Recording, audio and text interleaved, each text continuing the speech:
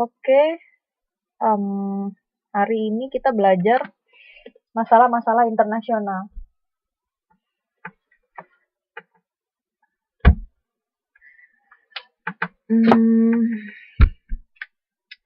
Ada yang sudah selesai belum tugasnya? Mbak Wawat udah selesai belum tugasnya? Mbak Santi, Mbak Susi?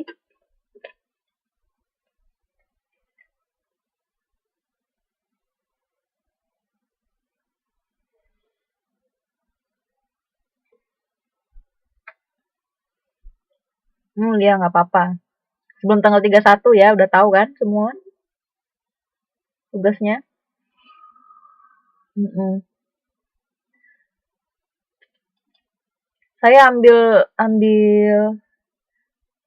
sumbernya dari blog pelajaran sekolah Blogspot. Jadi kalau teman-teman mau cek, mau buka-buka atau lagi browsing itu bisa bisa lihat, mampir sebentar ke alamat ini. Terus saya ambil materinya dari sini sedikit dan beberapa dari Wikipedia. Lanjut ya.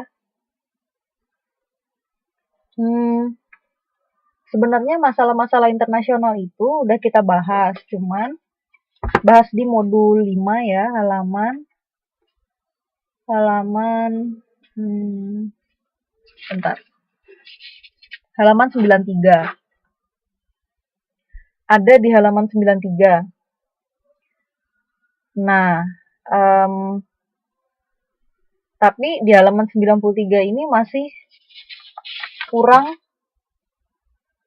dan sebenarnya nggak ini ya, nggak kurang aplikatif, kurang praktiknya itu kurang jelas gitu. Jadi lebih ke arah pengertian-pengertian. Sedangkan kita inginnya langsung apa ya, contoh gitu. Contoh masalah-masalah internasional. Jadi di sini saya tambahkan materinya untuk masalah internasional.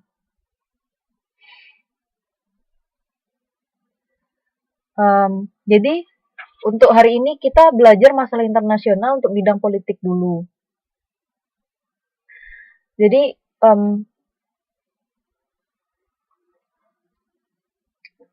salah satu contoh dari masalah internasional yang paling dampaknya paling besar itu adalah sejak berakhirnya Perang Dingin. Nah, Perang Dingin itu, wow, muridnya cuma satu. Jaringannya jelek ya, ya ampun.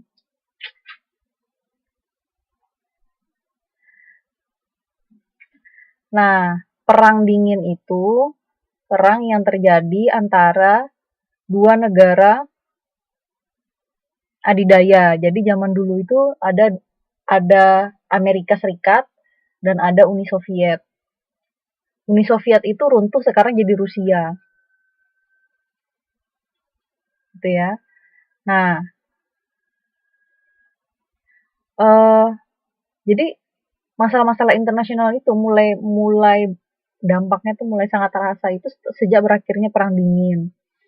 Kenapa dikatakan dengan Perang Dingin, nanti saya jelaskan di slide selanjutnya. Jadi dikatakan di sini bahwa, iya Mbak Ayu, monggo. Dikatakan di sini bahwa Perang Dingin itu adalah maksudnya Perang Dingin itu sejak berakhirnya Perang Dingin, sistem bipolar, yaitu perkembangan kekuatan antara dua negara adidaya, Amerika Serikat dan Uni Soviet, itu berubah secara drastis. Sejak robohnya tembok Berlin dan reunifikasi Jerman. Reunifikasi itu penyatuan kembali Jerman. Jadi pernah kalau tidak salah itu Jerman Barat sama Jerman Timur itu mereka bergabung kembali menjadi satu kesatuan, yaitu Jerman, sejak robohnya tembok Berlin serta runtuhnya rezim komunis di negara-negara Eropa Timur serta bubarnya Uni Soviet, menjadi rentetan peristiwa perubahan ke era pasca Perang Dingin. Jadi setelah Perang Dingin berakhir itu, sebenarnya bukan berarti bahwa masalahnya selesai. Ternyata ada masalah lainnya, yaitu sebelumnya kan perang antar Amerika Serikat dan Uni Soviet, yaitu dua negara adidaya. Nah, tapi setelah perang itu selesai, nanti saya jelaskan. Jadi ini perang dingin ya.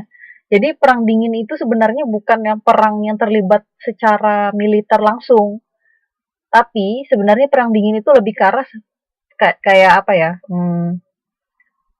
Propaganda, terus kayak kayak hasut menghasut, domba mengadu domba, terus seperti perlombaan nuklir, terus penyebaran ideologi. Jadi itu ya maksudnya perang dingin. Terus kayak berlomba-lomba membangun sistem nuklir, kayak persenjataan yang apa? Kayak kayak hmm, adu-aduan eh, pasukan militer yang kayak gitu-gitu. Jadi iya dingin-dinginan gitu Mbak Ayu. Jadi maksudnya tuh bukan bukan perang secara langsung, tapi bukan perang yang secara fisik, tapi lebih ke arah perang ideologi, perang koalisi militer, perang propaganda atau asut ngasut adu domba gitu, terus perlombaan nuklir, terus menarik negara-negara netral menjadi anggotanya mereka. Itu maksudnya ya perang dingin ya. Tapi itu tuh dampaknya sangat besar. Bahkan bisa memicu masalah-masalah yang terjadi di beberapa negara Eropa lainnya seperti Jerman. Nah, salah satunya ini adalah Jerman ini adalah ya blokade Berlin. Kemudian perang Korea, krisis Suez. Suez itu terusan ya, terusan Suez jadi kayak kayak apa ya?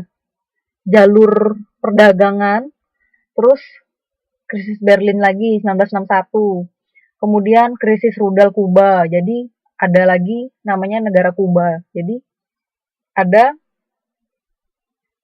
maksudnya krisis di sini itu hampir mendekati perang. Jadi kayak situasinya tuh sudah sangat panas sampai ke arah sana. Terus perang Vietnam tahun 1959 sampai 1957. Perang Yom Kippur. Nah, perang Yom Kippur ini adalah perang sering disebut dengan perang Ramadan. Perang Ramadan. Jadi perang Yom Kippur ini perang antar negara Arab, jadi Mesir, bukan antar negara, perang oleh negara Arab, yaitu Mesir, kalau tidak salah ya, Mesir, Suriah, Libya, sama satunya lagi saya lupa, pokoknya ada 4 negara itu melawan Israel. Itu gara-garanya Israel itu merebut, kalau tidak salah Sinai, jadi adalah satu daerah di Mesir, kayak kayak bagian dari Mesir, direbut, tidak mau dikembalikan oleh Israel. Jadi seperti kayak mau diambil daerahnya itu mau diambil oleh Israel gitu. Dan itu terjadi di iya nggak apa-apa Mbak Riri. Itu terjadi di bulan Ramadan. Jadi pas lagi puasa itu perang, tapi ini benar-benar perang lah. Yang ini benar-benar perang. Kalau perang Yom Kippur itu sampai sampai korbannya sampai ribuan. Jadi Suriah, Mesir, Libya itu dan salah satu negaranya lagi saya lupa, kalau nggak salah mungkin Arab Saudi itu menyerang Israel, masuk ke perbatasan Israel, menyerang Israel, terus pertamanya Mesir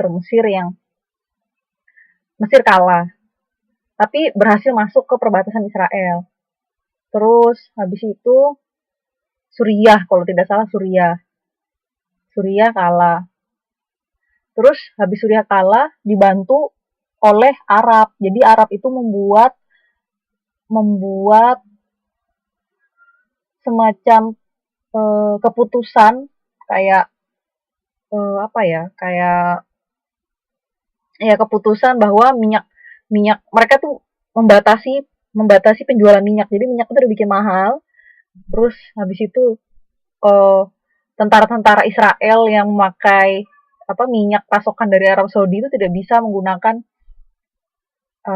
peralatan perang mereka karena rata-rata kan kayak tank apa segala macam itu kan harus pakai minyak kan kayak kayak pesawat tempurnya segala macam.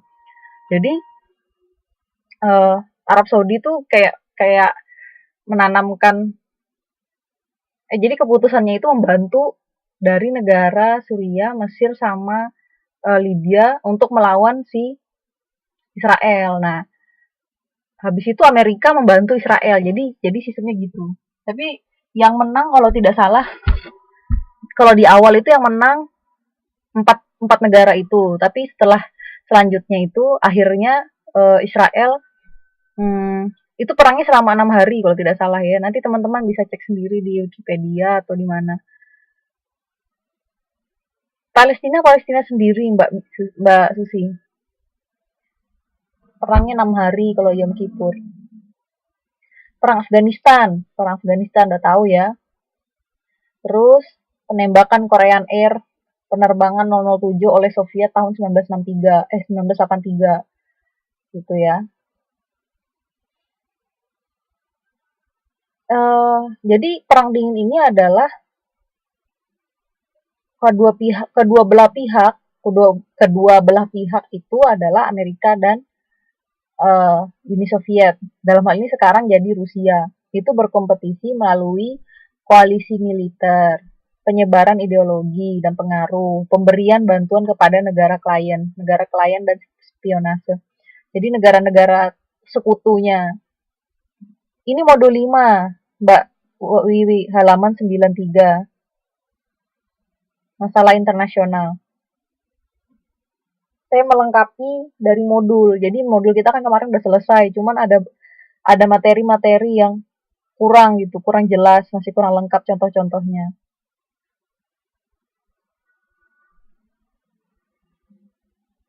Jadi saya ulangi ya, perang dingin ini antar Amerika dan Rusia itu sistemnya adalah berkampanye propaganda secara besar-besaran, kemudian perlombaan nuklir, terus menarik negara-negara netral masuk ke dalam kelompoknya, kemudian bersaing di ajang olahraga internasional, kompetisi teknologi, dan lain sebagainya.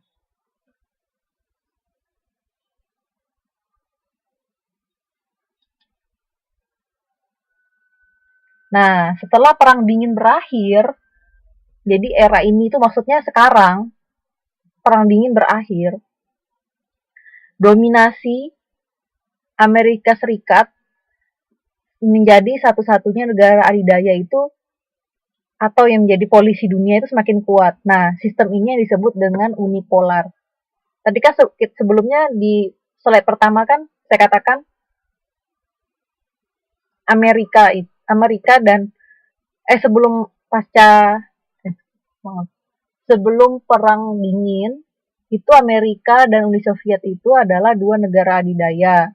Mereka dikatakan sebagai multipolar. Nah, setelah perang dingin berakhir dan Uni Soviet runtuh, maka Amerika itu menjadi satu-satunya negara adidaya yang disebut dengan unipolar. Polar itu kutub ya, jadi satu kutub gitu. Nah, tapi ternyata untuk beberapa pengamat yang berlaku saat ini tuh bukan unipolar karena apa? Ada beberapa negara yang mulai berkembang dan kekuatannya itu dapat diperhitungkan di dunia. Halaman 93, halaman 93.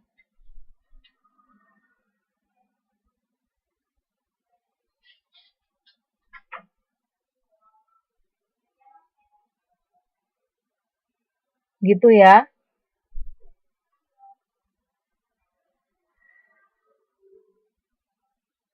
Jadi, saya ulangi lagi ya. Jadi, masalah internasional itu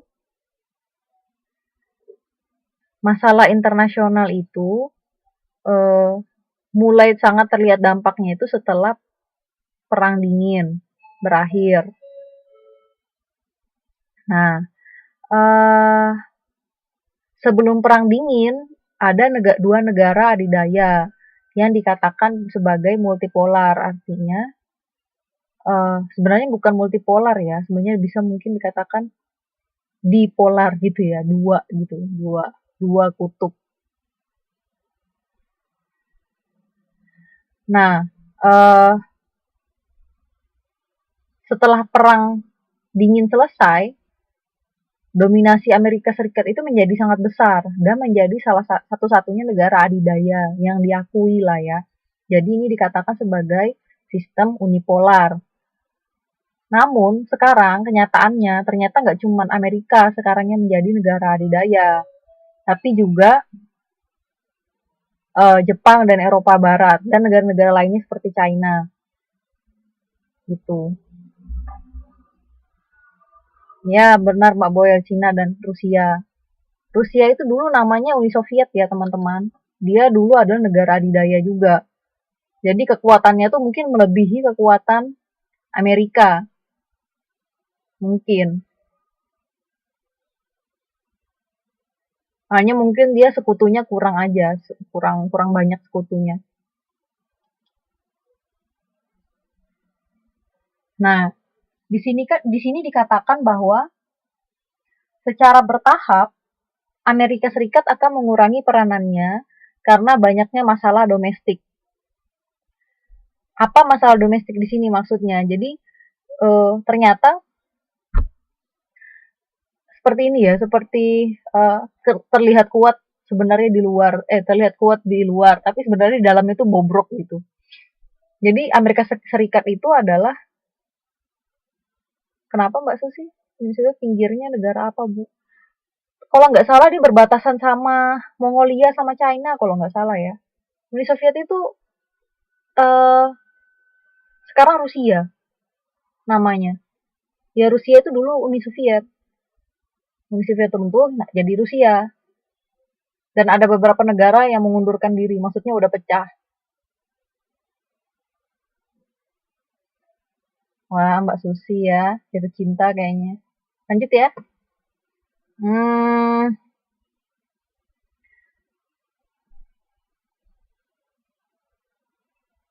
tadi sampai mana ya? Uh, nah, jadi secara bertahap, Amerika Serikat akan mengurangi peranannya karena banyaknya masalah domestik di negaranya sendiri yang banyak menyita dana dan sumber daya. Jadi masalah masalah nggak apa-apa Mbak Susi, itu kayaknya suara hati kayaknya. Jadi masalah Amerika Sekarat itu Amerika Sekarat tuh kan jadinya Amerika Sekarat.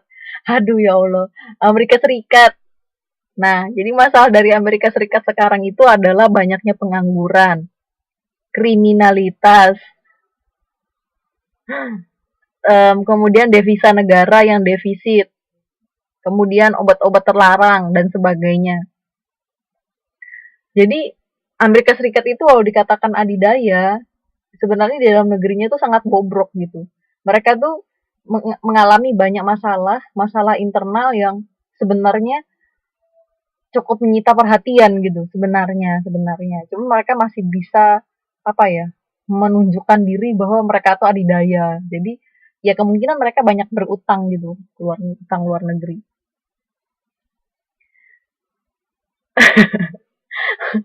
Aduh, saya rekam nanti saya potong nanti kedengeran.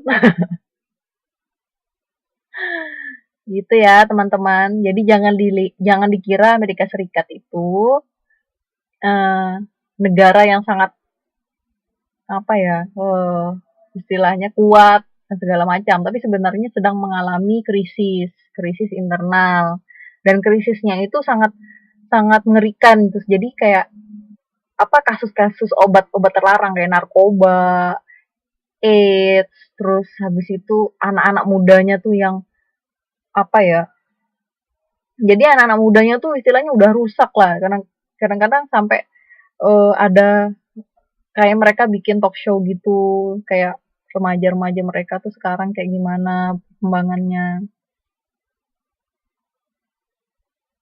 Krisis moneter itu ekonomi, Mbak Susi. Kalau krisis, ya maksudnya krisis internal itu, krisis moneter itu masuk dalam krisis internal. Internal tuh maksudnya dalam, jadi krisis yang terjadi di dalam negaranya sendiri. Hmm. Kalau moneter itu krisis ekonomi, ya.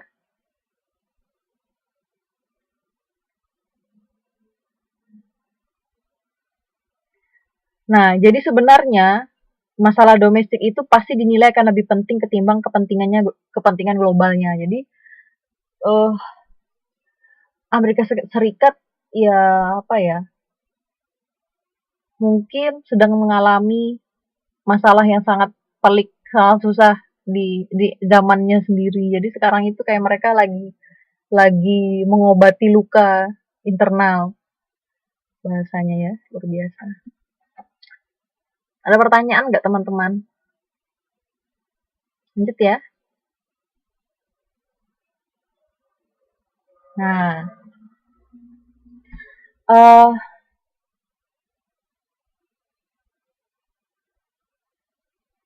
masalah internasional di bidang politik yang sampai sekarang masih terus diupayakan penyelesaiannya pasca Perang Dingin, yaitu pertama, hegemoni atau pengaruh kekuatan Amerika terhadap negara-negara Teluk, yaitu Arab Saudi dan Kuwait, yang mengakibatkan tidak bisa dicapai stabilitas politik dan keamanan di kawasan Timur Tengah. Jadi, pengaruh kekuatan Amerika itu masih ada di negara-negara Timur Tengah ini. Makanya kenapa sampai sekarang Timur Tengah itu nggak bisa seimbang, nggak bisa apa ya, nggak bisa benar-benar tentram, damai, karena pengaruh kekuatan Amerika itu masih bercokol di sana. Jadi Amerika itu seperti apa ya, melindungi, kayaknya melindungi, ingin membantu, tapi sebenarnya sebenarnya ada tujuan lain gitu. Seolah-olah ingin membantu, ingin ini, ingin itu, tapi sebenarnya ada tujuan lain. Itu mereka tanamkan, itu karena di Timur Tengah itu salah satunya adalah sumber minyak gitu ya. Arab Saudi itu kalau membuat keputusan bahwa minyak dunia harganya segini itu sebenarnya mudah gitu. Nah, itu yang paling ditakutkan Amerika dan negara-negara lain karena apa? Apa? Ketergantungan mereka terhadap negara Timur Tengah itu sebenarnya sangat besar. Makanya kenapa mereka sangat atau harus menancapkan kukunya di menancapkan kuku dan taringnya di Timur Tengah, kawasan Timur Tengah. Makanya sekarang teman-teman kan udah tahu dari dulu, dari zaman Suriah, kemudian Syria, kemudian apalagi Libya juga kena, terus Mesir ya juga. Masalah politiknya kan dicampuri Amerika. Terus Irak, Iran, Palestina, hampir semuanya kan negara-negara Teluk, negara-negara Timur Tengah, gitu ya. Kemudian selanjutnya adalah ada sejumlah negara yang mempunyai reaktor atau senjata nuklir yang sampai sekarang belum mau menandatangani perjanjian nuklir yang disponsori oleh PBB, seperti Israel, Korea Utara, dan Pakistan. Jadi tiga negara ini adalah salah salah satu negara yang memproduksi tenaga nuklir, senjata-senjata tenaga nuklir. Dan mereka tidak mau menandatangani perjanjian yang dibuat oleh PBB bahwa mereka akan tunduk dalam penggunaan senjata nuklir ini karena nuklir itu sangat berbahaya. Uh, Senjata perang yang sangat berbahaya. Jadi walaupun beberapa negara itu nuklir itu digunakan sebagai pembangkit listrik dan segala macam, tapi sebenarnya ada negara-negara seperti contohnya Amerika, terus negara-negara lain lah selain Amerika yang termasuk kuat seperti China, Rusia, sebenarnya mereka ketakutan dengan uh, adanya negara yang membuat atau membangun uh, senjata dengan menggunakan, maksudnya mengolah senjata dengan menggunakan nuklir, gitu ya. Kalau Jepang, ya Jepang ada kalau tidak salah. Tapi mungkin dia salah satu negara yang menandatangani. menandatangani perjanjian yang disponsori oleh PBB.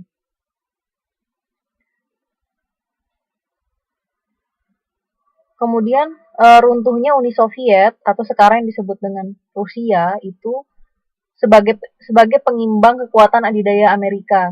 Nah, namun muncul spekulasi tumbuhnya kekuatan baru yang perlu diperhitungkan untuk kawasan Asia Pasifik seperti Jepang, Rusia, China, dan India. Rusia itu ya sebenarnya Uni Soviet. Belum, belum, belum Mbak Boel. Belum diakui negara.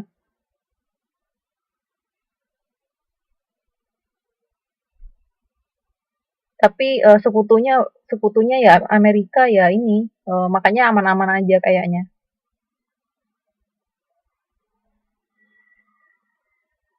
Jadi teman-teman uh, apa perlu mengerti bahwa sebenarnya kekuatan adidaya Amerika itu sudah mulai diseimbangkan oleh negara-negara yang ada di kawasan Asia Pasifik. Contohnya Jepang, Rusia, China, atau India. Mungkin Indonesia juga nanti, tapi ya uh,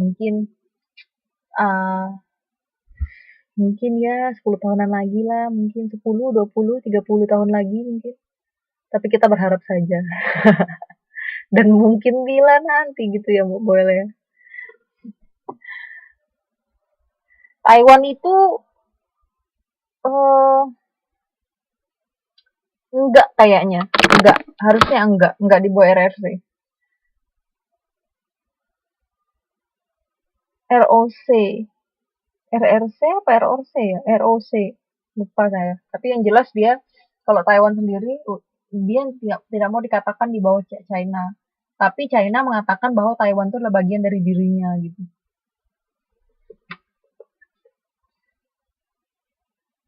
Gitu ya.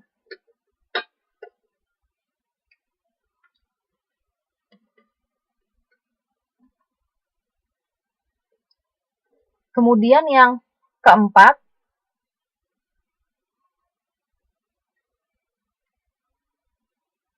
perebutan kekuasaan di Afghanistan peninggal Uni Soviet yang sampai sekarang itu masih berkecamuk.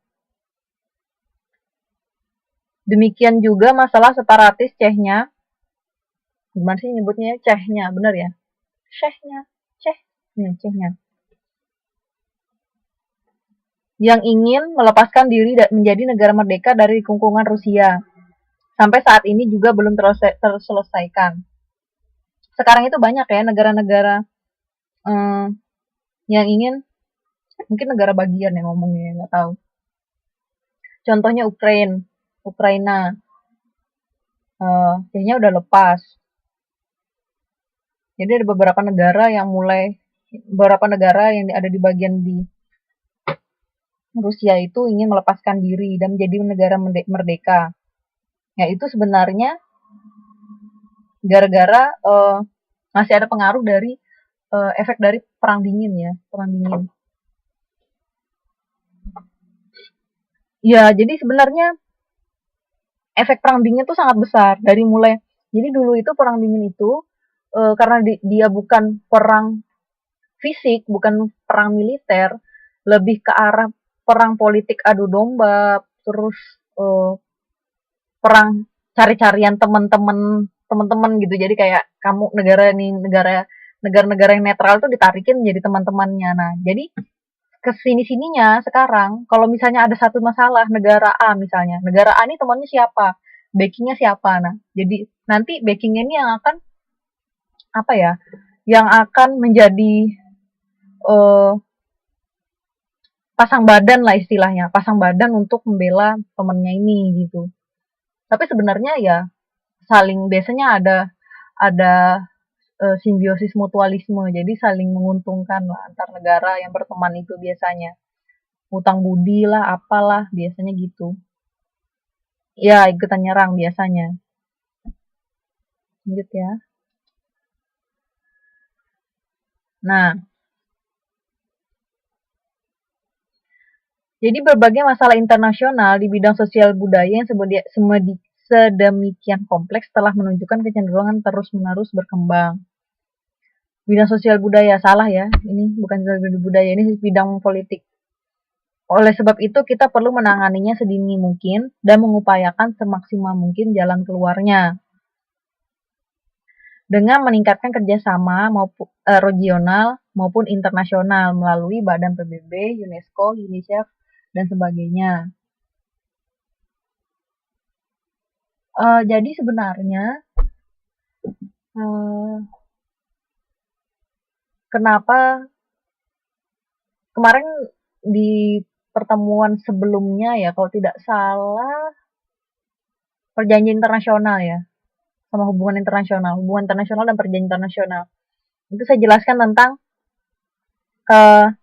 saya jelaskan tentang organisasi-organisasi internasional. Nah, sebenarnya organisasi itu banyak manfaatnya untuk negara-negara netral seperti Indonesia. Jadi non-blok ya, negara-negara non-blok. Untuk bekerja sama dengan negara-negara yang memiliki blok. Jadi kayak Amerika, terus kayak Rusia, China, dan segala macam. Jadi tidak perlu menjadi temannya, tidak perlu jadi istilahnya yang berutang budi dulu gitu. Karena negara netral, jadi ya tidak ada masalah gitu. Jadi kalau misalnya mau bekerja sama, memang benar-benar bekerja sama secara resmi di organisasi. Gitu ya. Nah, selanjutnya saya ada pertanyaan buat teman-teman. Ini,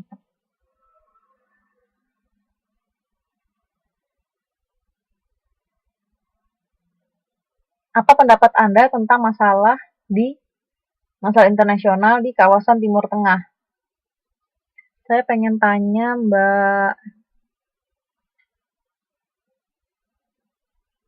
Gaza ya boleh. Saya urut aja ya dari daftar yang ini ya. Mbak Susi gimana? Menurut Mbak Susi? Saya nyalakan aja ya. Coba bisa nggak ngomong?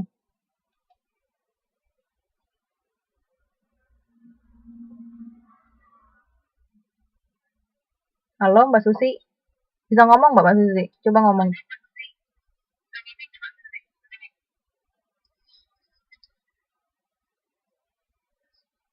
Halo?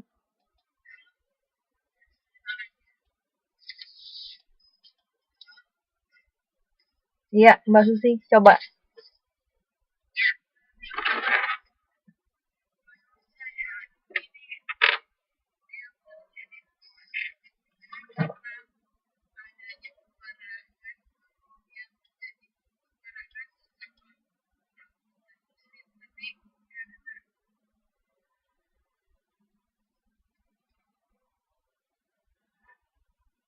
Kecil ya suaranya ya. Coba. Kecil ya suaranya ya. Coba. Wow.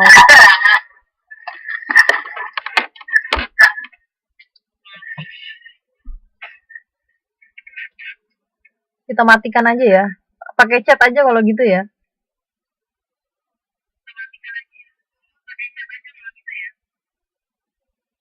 Mbak Susinya pakai ini,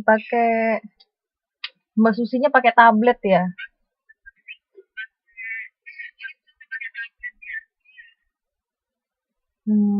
Di chat aja coba Mbak Susi. Sambil ya, yang lain juga ya, sambil cari jawabannya ya. Nanti saya tanya satu-satu. Kalau Mbak Ayu,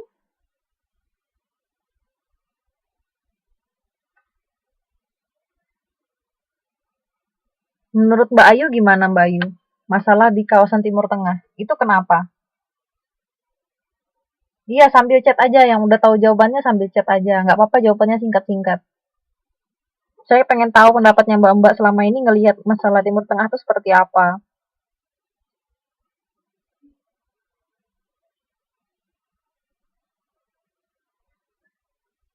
Contoh aja di chat Mbak Ayu, soalnya beberapa temen nggak bisa dengarkan benar-benar ininya suaranya.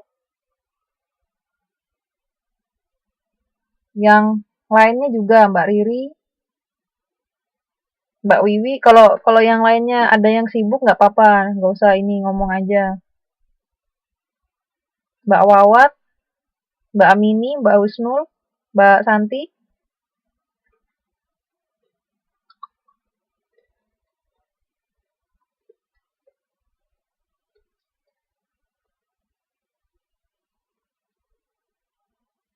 ada yang tahu nggak?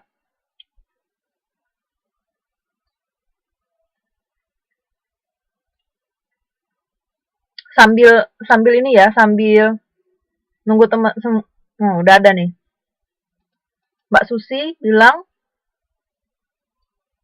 isu konflik dan peperangan sesama Muslim.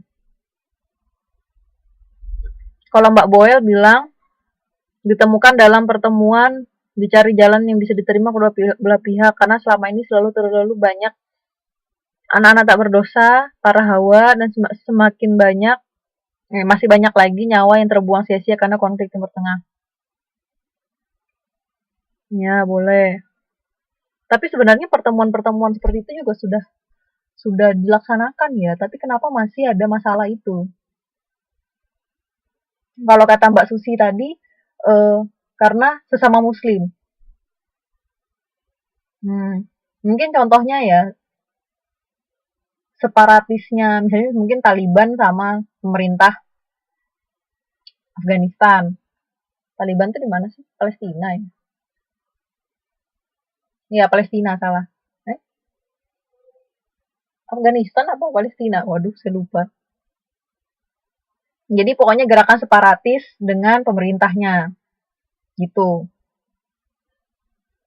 Benar kata Mbak Susi tadi. Jadi ada beberapa, jadi sebenarnya mungkin ya, mungkin gerakan separatis itu juga diadu domba oleh negara-negara yang ada di luar negaranya gitu. Jadi memang disuntik sama negara-negara luar supaya muncul konflik di negaranya. Makanya kenapa masalah itu selalu terus-menerus terjadi dan tidak tidak apa ya, tidak selesai-selesai gitu. Kalau Mbak Wawat benar, perebutan kekuasaan. Itu contohnya Israel sama Palestina ya. Bisa.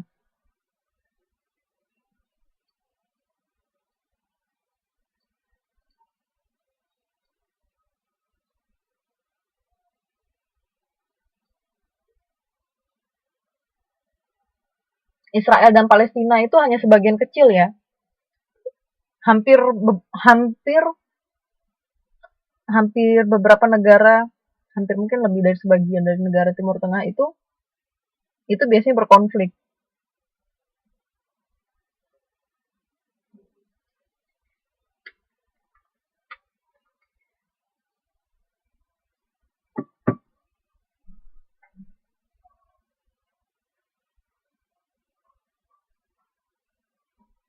Yang lain, Mbak Mini tadi, iya kasihan. Iya benar Mbak Santi. Oh, Yordania tuh termasuk negara kuat ya, termasuk negara yang lumayan kuat. Kalau Lebanon itu kurang. Jadi termasuk Lebanon itu termasuk negara yang konflik juga. Kalau Jordania itu termasuk negara kuat kok.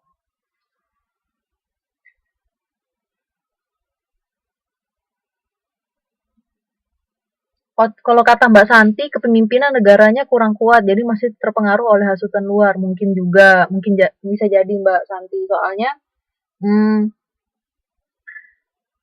malah mungkin pemimpin negaranya juga dihasut oleh negara luar gitu. Karena apa? Sepengetahuan saya, di negara Iran, Iran dan Irak ya, dua-duanya, itu setiap pemilihan presiden itu pasti mereka ikut campur. Negara-negara itu selalu ikut campur. Dan apa ya, um, ikut campurnya tuh nggak sedikit gitu. Jadi kayak kayak bahkan sampai ke pemilihannya pun mereka tuh kayak andil besar gitu.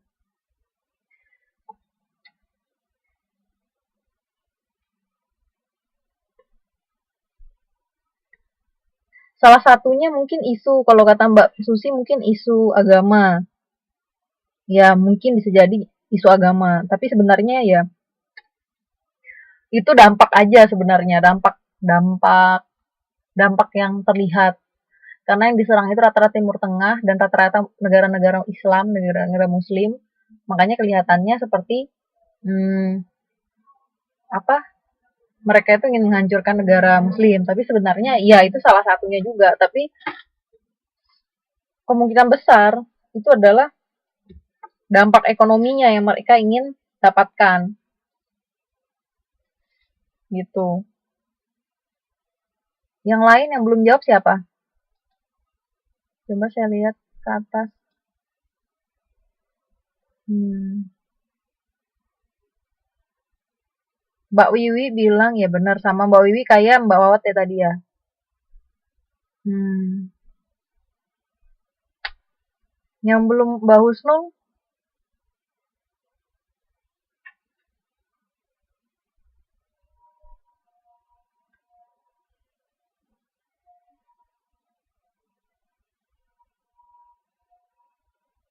Mbak Husnul, terus Mbak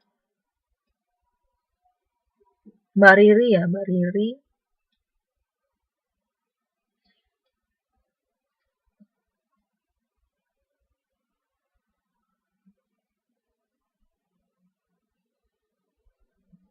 Iya nggak apa-apa Mbak Riri. Masalah wilayah kekuasaan sama ya Mbak Riri ya memang. Jadi teman-teman ternyata sudah lumayan mengerti dan informasinya sudah lumayan dapet ya. Jadi kayak ya mungkin karena masalah Timur Tengah itu udah dari zaman mungkin sebelum kita lahir mungkin ya. Jadi memang benar-benar sudah sangat lama sekali dan mereka itu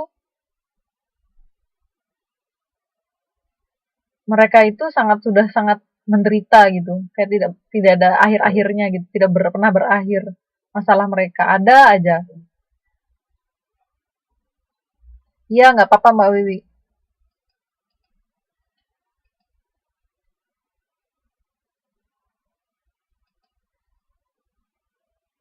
Pertanyaannya Mbak Susi adalah kenapa di Timur Tengah kalau memberi hukuman sangat kejam?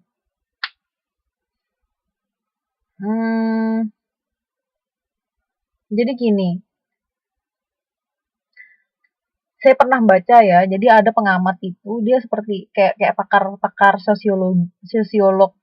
sosiologinya internasional lah. Jadi mereka itu membahas tentang uh, sifat dan perilaku Timur Tengah. Jadi orang-orang Timur Tengah. Jadi orang-orang Timur Tengah itu uh, mereka itu cepat panas. Jadi mesti cepat panas itu adalah mungkin ya karena udah terlalu sering terjadi konflik di negaranya. Jadi mereka itu atau sering terjadi konflik di tetangga-tetangganya. Jadi mereka itu sangat sangat apa ya? Um, sangat melindungi negaranya, mereka itu sangat berhati-hati dengan orang baru, sangat berhati-hati. Jadi kayak kayak kayak apa ya? Kalau ada kritik sedikit mereka langsung panas gitu, kayak langsung yang kamu maunya apa gitu, kayak seolah-olahnya seperti itu. Jadi tapi sebenarnya itu karena mereka itu ingin melindungi dirinya dan melindungi kayak negaranya gitu loh. Jadi kenapa mereka itu kalau kalau membuat hukuman untuk orang-orang yang di orang-orang selain warga negaranya itu sangat sangat kejam. Tapi kan sebenarnya kayak kalau Arab kan sesuai dengan ininya nggak sih, sesuai dengan Islam nggak sih? Kayak kayak apa? Kamu mencuri ya potong tangan gitu-gitu kan sesuai dengan memang hukum mereka benar-benar menerapkan hukum syariah toh. Kalau misalnya eh ada yang bunuh ya balas dibunuh gitu, tergantung apa pertimbangannya segala macam gitu-gitu. Terus Mbak Santi bilang eh menunjukkan solidaritasnya untuk membantu mendamaikan. Ya kalau di tetangga-tetangganya kenapa tidak ikut membantu mendamaikan? Itu karena negaranya juga sedang diadu domba, diasut, terus masalah-masalah internalnya juga sangat banyak. Mungkin mungkin makanya mereka tidak akhirnya tidak saling bahu membahu untuk membantu saudara-saudaranya. Mungkin membantu tapi dalam artian kayak membantu ekonominya atau membantu eh, apa ya, membantu diplomasi politiknya, terus membantu. Jadi nggak kayak kalau pasokan senjata apa segala macam kayaknya enggak gitu loh. Terus Mbak Amini, ya Mbak Amini tadi bilang negara karena banyak wilayahnya tuh banyak minyak, ya karena kaya minyak sebenarnya juga salah satunya. Mbak Wiwi juga sama. Masalah internasional, Mbak Apeng, semangat jihad tinggi ya. Aduh. Terus eh pertanyaan Mbak Wawat adalah, oh gimana segi agamanya kok bisa setega itu? Oh, ya apa ya? Tidak semuanya tuh sempurna. Tidak ada yang sempurna. Jadi walaupun dia negara Islam, tapi kan bukan berarti sempurna gitu loh. Benar-benar sempurna. Terus yang baik semua kan enggak gitu loh. Jadi ya kita tidak bisa berekspektasi atau mengatakan bahwa ya kalau mereka ini bagus tapi ininya harus bagus tuh enggak usah gitu. Pokoknya tidak tidak ada yang sempurna aja gitu. Karena yang menjalankan tuh manusia. Manusia ini kan pemikirannya macam-macam. Ada yang pemikirannya ke harta, ada yang pemikirannya ke jabatan, ada yang pemikirannya ke wanita, ada yang pikirannya ke kepuasan apa semata gitu tanpa memperhatikan kesengsaraan orang lain yang gitu-gitu.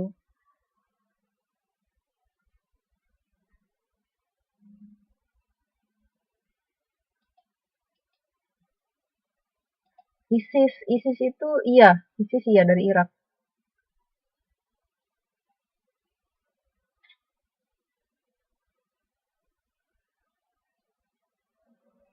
Terus apalagi ya? Oh gitu.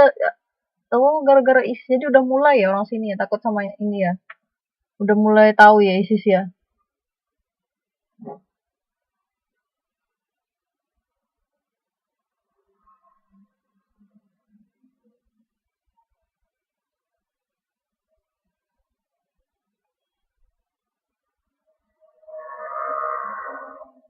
Dijelaskan aja kalau memang majikannya tuh takut sama itu. Maksudnya ya dijelaskan aja itu kan di sana. Tapi sebenarnya kan semua orang beda-beda, nggak sama.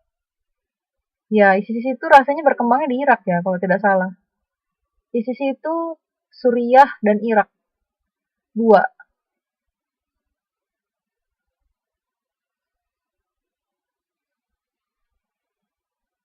ISIS itu Suriah sama Irak. Hmm, tapi teman-teman gini ya, saya pesan kalau kalau misalnya, nah saya baru pengen bilang, Mbak Santi ada di belakangnya itu siapa gitu ya. Jadi eh, ya namanya gerakan-gerakan seperti itu kita tidak bisa bilang bahwa itu memang benar-benar pure orang walaupun yang menjalankan mungkin memang orang orang sana orang asli Timur Tengah tapi kan saya bilang tadi nggak ada yang sempurna setiap manusia karena yang menjalankan itu manusia jadi manusia ini kan ada banyak kepentingan mungkin kalau dia dikasih harta gitu kamu mau nggak bikin bikin gerakan ini terus bikin konflik kan bisa aja gitu loh jadi nggak apa ya jadi benar-benar harus disaring semua semua informasi benar-benar harus disaring, jangan langsung percaya, jangan langsung jangan langsung apa ya, ditelan mentah-mentah gitu, jangan ya.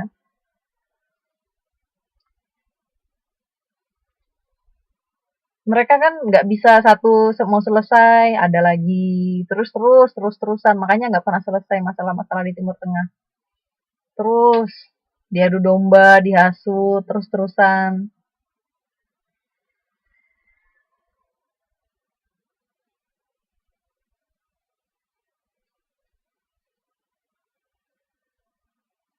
Iya.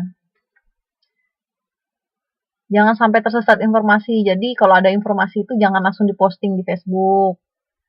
Harus dibaca benar-benar dulu, jangan lihat judulnya langsung terpengaruh, jangan langsung panas, disaring dulu, benar kata Mbak Apeng. Jadi kayak informasi, makanya kayak informasi-informasi ISIS, terus um, informasi-informasi masalah-masalah mungkin politik segala macam yang berhubungan dengan apa nama baik orang apa segala macam itu jangan terlalu di apa ya jangan terlalu cepat gitu menanggapinya tuh jangan terlalu cepat harus dipikirkan ulang bener nggak ini informasinya jangan telan mentah-mentah iya Mbak Wawat kayaknya Mbak Wawat langsung emosi ketahuan